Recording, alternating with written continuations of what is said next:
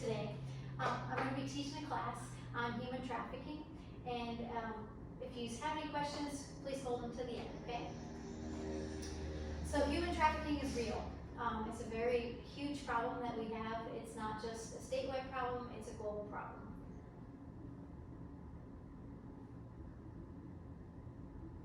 So as of right now, there's 40.3 million victims of human trafficking in the world. That's might seem like it's a really large number, but when you look at the grand scheme of things, it's really not. I mean, it is, but it's a huge problem, and we really need to do what we can to keep people safe. Labor trafficking is about half of sex trafficking. So the labor trafficking has to do with people that are in fields, working for farms, hotels. There's also a hospitality trafficking, and then you'll see in the next slide that it kind of incorporates all of that. As you can see down here, this is kind of how they traffic people. They'll put them in the big truck and move them to where they want them. It's kind of scary.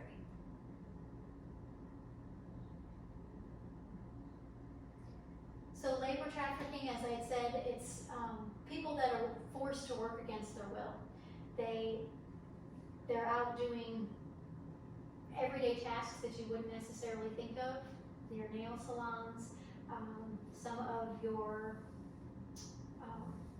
massage parlors. There's hospitality, like I was saying, hotel workers that are coming in and cleaning the rooms. You'd be surprised. A lot of some of the major named hotels are actually partaking in this as well. So you have to be very cautious when you go to different hotels and even Airbnbs. 9.2 million victims are men, and roughly 10.9 million are women. 3.3 million are children, and that does kind of go from infants to children.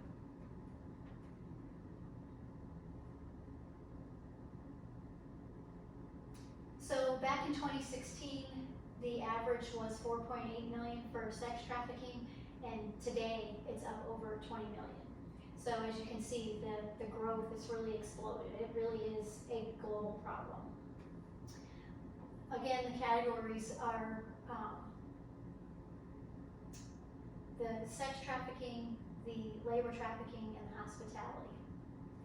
3.8 million victims were adults and 1 million were children, and that's as of today. 99% of the victims are women and girls. So there are men and boys that are trafficked. A lot of the males that are trafficked are for labor. Again, like I said, construction work. A lot of the houses that you see going up, they're trafficked. A lot of the farm workers you see, they're trafficked. Construction workers working on the roads, they're trafficked. Let's see. It is considered modern day slavery. So they are captured and used for sexual acts and sadly tossed out like trash when their injuries have kind of done them in, if you will. So if they have sustained major injuries, they won't let them go. They'll just toss them out as if they were trash. They won't try to get them help necessarily.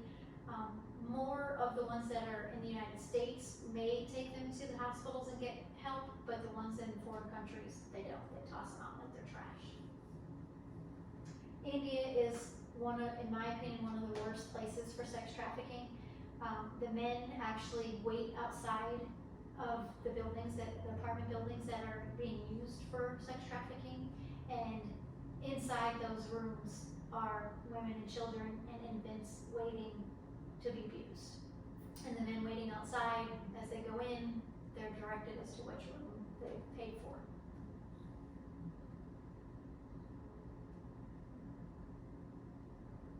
This is the South Carolina statistics. And as I mentioned, it is a global problem, but it is a local problem as well. So we've had 81 cases for sex trafficking, 22 for labor, and then 8 that was sex and labor for South Carolina.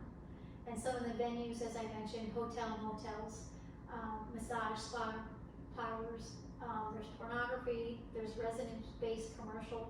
So you can think of like your house cleaners, people that come in for house cleaning, they'll do stuff like that. Street-based, and then there's 48 that were other. Venues for labor trafficking, again, it's the hospitality type work.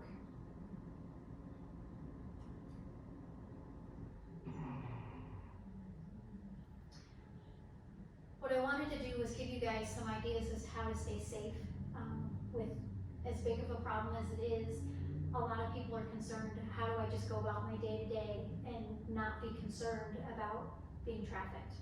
Well, here's a couple of things that we can do. If you can, travel in numbers. Numbers is always a safer bet. They're not going to try and take 3 or 4 people at a time. Usually it's if you're by yourself. Tell a loved one where you're going and where you're going, when you're going, and if you can, send a message, like whether it be a text message. Tell them, I got there. Tell them I'm heading home. Doing that actually helps, unfortunately, for the after effect. If you did happen to get captured, it would help the police and do their investigation to be able to figure out where you are and give them a better timeline as to where you might be.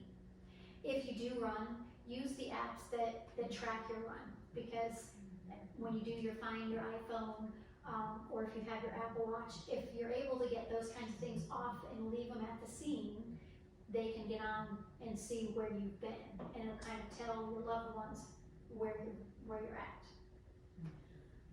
Another thing is, if you are being followed and you're driving along, don't go home. If you are certain that you've gone and you've made a right and then you turn and you go and make a left and you've noticed that the same car is following you, don't go home. You don't want to lead them to your house. So you would rather go to a more of a public place or to the police station to report that they're following you. You can always get on the phone and let a loved one know too, so that they know what's going on, but also call the police and let them know. You can, if you are able to see, if they have a front license plate and are able to give that if you can, but try to get a clear description of the vehicle so that the cops can actually come out and look for them. Never pick up a stranger in your vehicle. Back when I was a child, it was okay. People would hitchhike and, you just see somebody who needed a ride and you'd help them out. In today's world, it's just not safe to do that. So don't ever pick up somebody that's a stranger. Don't stop and help somebody with a flat tire unless it's somebody you know. If you happen to, know them, again, be safe about it. Send a note to somebody and let them know, hey, I'm stopping to help so-and-so change their tire. That way, somebody's knowing where you are at all times. Carry a weapon for safety when you must be alone. I like to run by myself, and so I usually carry an item with me, and in a minute I'll go over some of those items. But definitely carry some form of weapon to protect yourself, even if it's just going to the grocery store. Never run alone again, as I said, in evenings or in early mornings, because that's typical. You're starting to get towards dawn and dusk, and it's easier for them to kind of swipe you without a whole lot of people being around. Stay alert. Avoid wearing headphones. If you do wear them, keep it low enough where you can hear the surroundings, and just stay alert.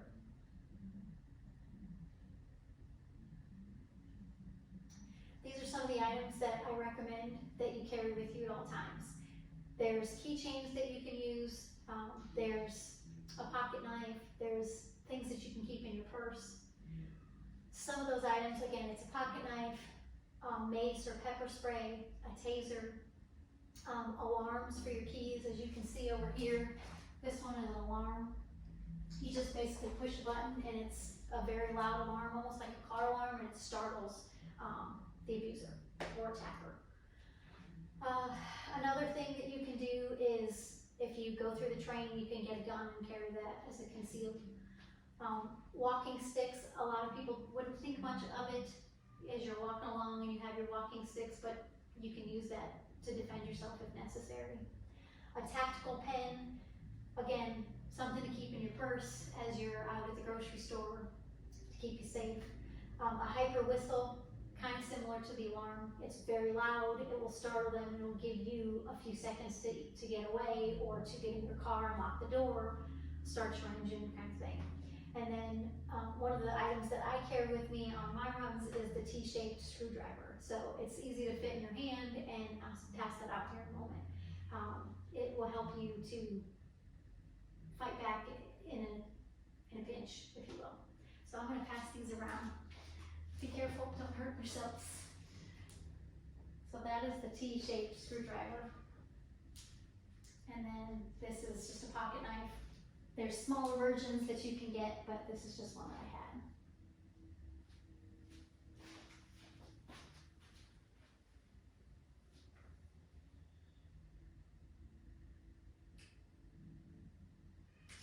So as you can see, something like that, it can fit in your pocket. A lot of running clothes nowadays have pockets for your cell phones.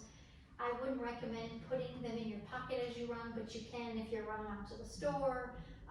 If you're, on a jog, you kind of want to have that in your hand so that you're alert and ready, which is kind of scary that you have to be prepared, but when you're on a run, if you have earbuds in, you want to be prepared at any moment. So that's why the screwdriver for me works. But there's all kinds of stuff, like I said, mace, a taser. You can throw like a fanny pack on and put it in there and keep it secure while you're out and about, and they won't necessarily know what you have.